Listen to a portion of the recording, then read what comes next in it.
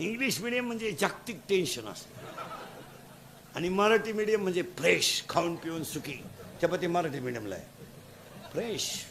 11ला भरली, 1:30ला भात, 2:30ला जनगणना. हा, आता तू उत्तर दे पब्या. शून्य अगोदर लिहिला, शून्य नंतर एक लिहिला, किती होती? एक.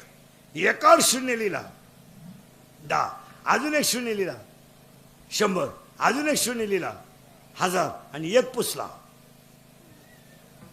एकावर शून्य लिहिला की त्याची किंमत 10 पट होते, पण एक पुसला तर त्याची किंमत 0 होते. ज्याच्या पाठीवर आईबापाचा आशीर्वाद आहे त्याच्या पुण्याची किंमत 10 पट होते. ज्याने आईबापाचा छळ केला त्याचं वाटोळं होतं. फायनल. सोपे सोपे आकडे सांगितले म्हणजे ध्यानात येतं लोकांच्या.